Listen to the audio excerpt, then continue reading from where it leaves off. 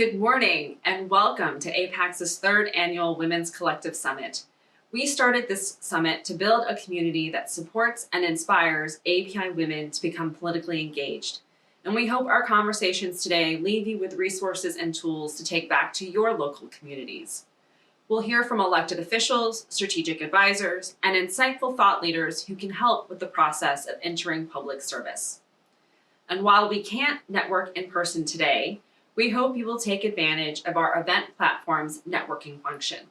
We know how important networking is for our community, so we not only included networking breaks throughout the program, we even programmed a panel to discuss the best way to use and expand your network. Today's summit wouldn't be possible without the generous support of our sponsors.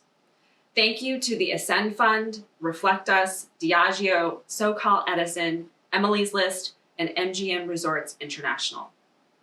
And now, before we begin our first panel, I'd like to turn the screen over to some familiar faces to deliver their own welcome messages.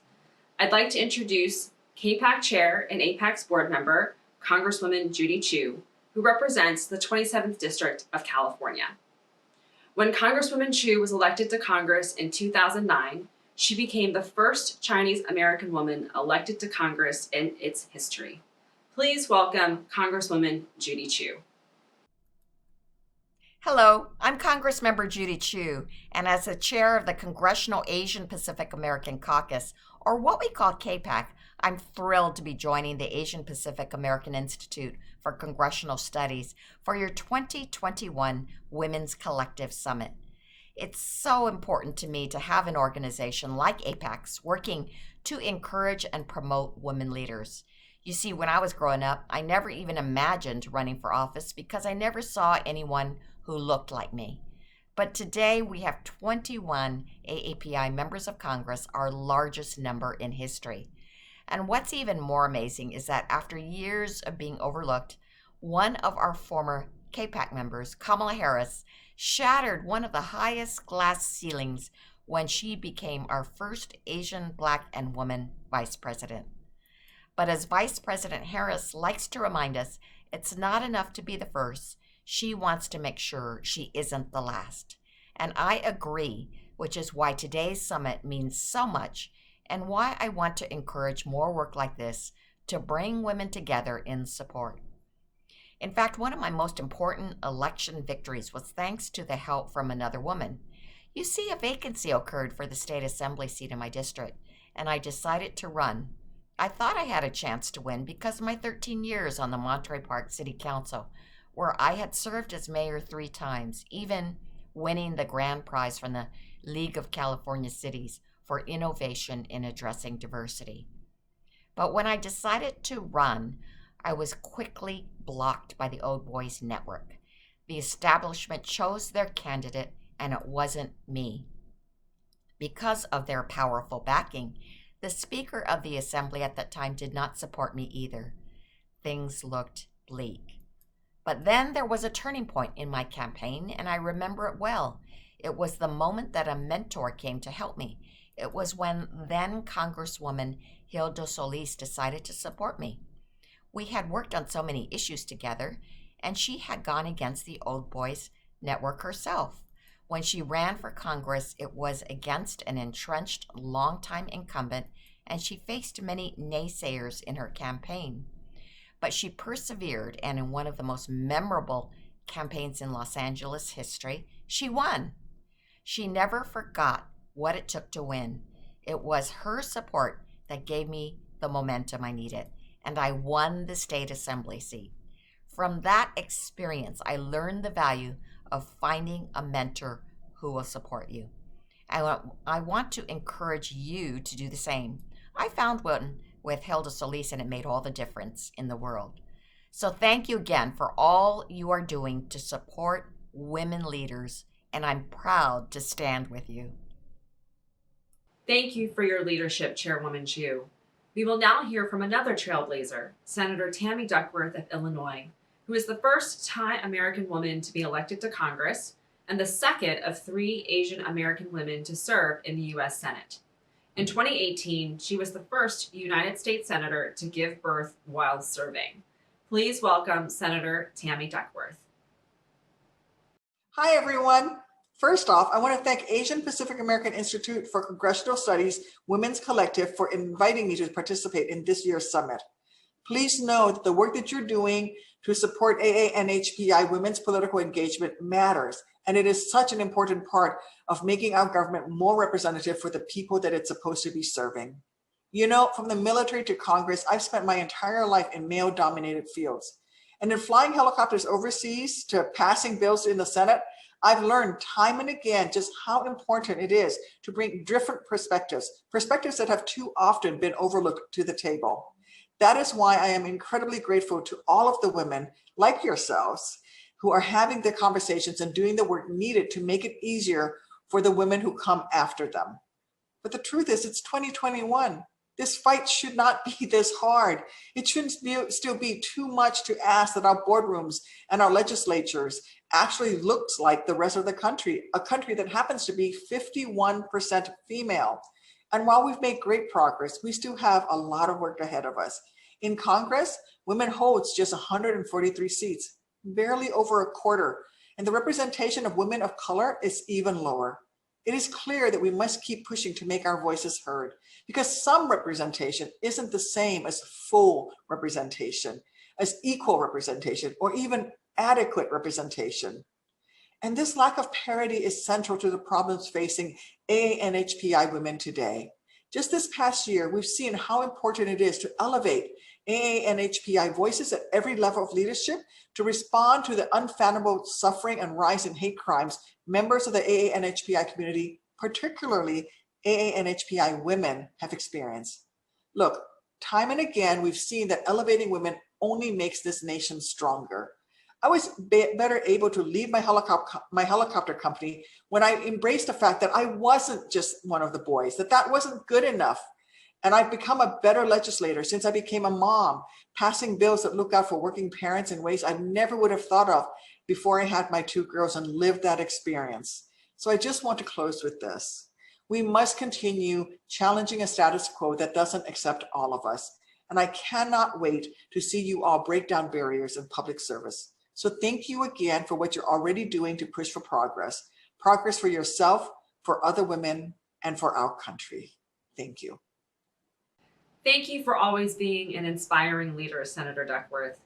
Congresswoman Amata Radewagen of American Samoa will be speaking next. Congresswoman Radewagen is the first woman to serve in the United States House of Representatives from American Samoa and the first Republican woman of Samoan descent in Congress. Please welcome Congresswoman Radewagen. Talofa lava. I appreciate a chance to say a few words on the importance of having our communities, Asian Americans and Pacific Islanders, to have the chance to know we're fully represented in Congress, as we would wish for every community. We also know we have work to do to be represented at the local levels and have our part in every administration. Congress has made encouraging gains, and women are now at historic numbers. I represent American Samoa, the U.S. territory in the tropics south of the equator. For everyone who knows the trip to Hawaii, we're another 5-hour flight south of there. We have a wonderful and ancient Pacific culture. That culture has many strong points that we love and want to preserve. However, it was not quick to elevate many women to leadership, especially not the highest levels of leadership. I'm seeing that attitude slowly change, but even now, I'm an exception in terms of elected offices. I grew up seeing my father in public service and had a natural interest. When I first started thinking of public office, he gave me a clear picture that it would be quite a challenge. He was right. It took patience and persistence, and there were never any guarantees. For many years, we were represented by a popular incumbent. So my path to Washington started out by just following the principle that our people should have a choice. Now, one thing about Samoans, we keep the public discourse above board, sort of polite, even in disagreement. So that was the state of things for years. But each time, I got just a little closer until our people decided to send me to Washington in November 2014. I say all that to note it won't always happen fast or be easy. But as women, as AAPI communities, we're making clear progress in representation, and I'm confident that will only continue. I have the opportunity to meet many of our motivated young people, and I know our future is very bright. In fact, just today, 2 brilliant young Pacific Islanders are finishing up their internships in my office with big plans for graduate school and careers in public policy. So be optimistic and press on. Finally, whichever side of the aisle you're on, remember, most people in this line of work really do have good motivations. It's okay to work together where you agree, stand up where you disagree, and still be friends.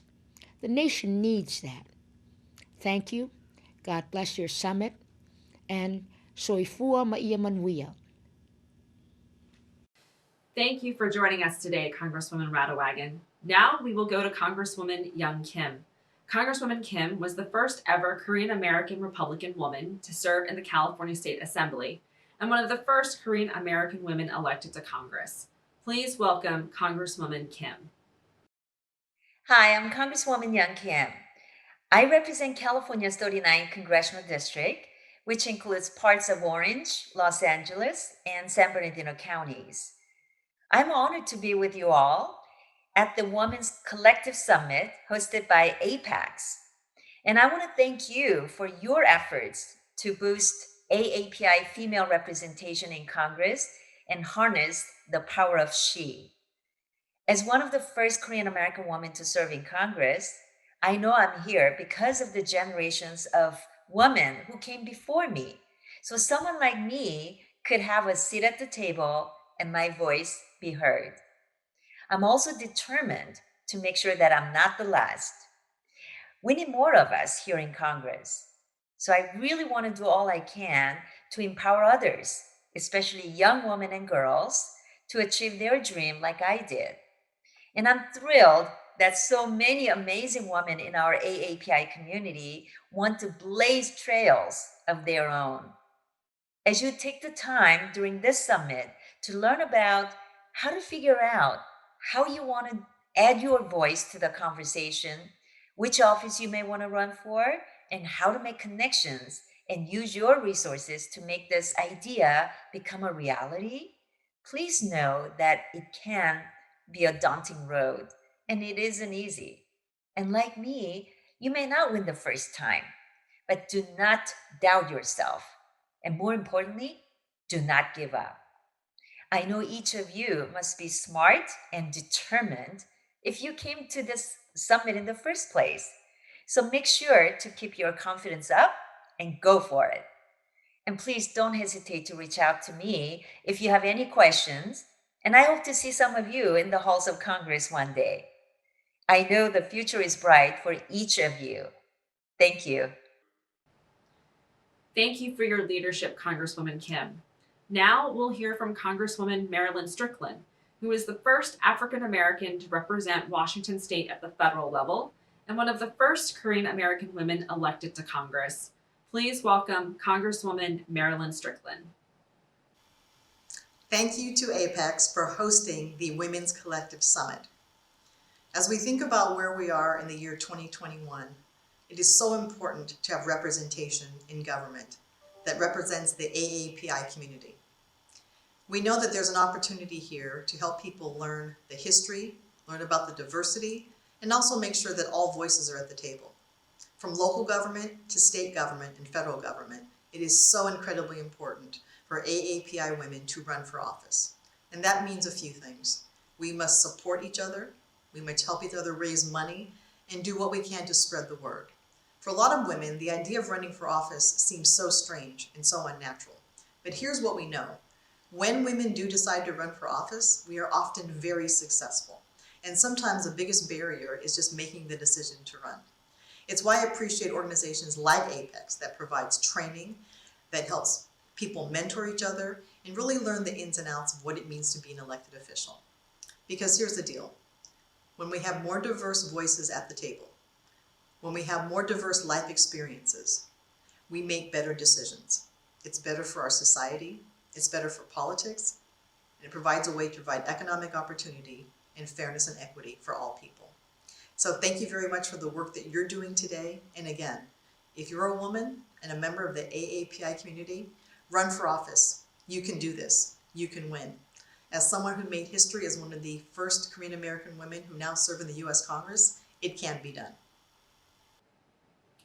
Thank you to all of our speakers today, Chairwoman Chu, Senator Duckworth, Congresswoman Radewagen, Congresswoman Kim, and Congresswoman Strickland for your continued leadership and representation in Congress.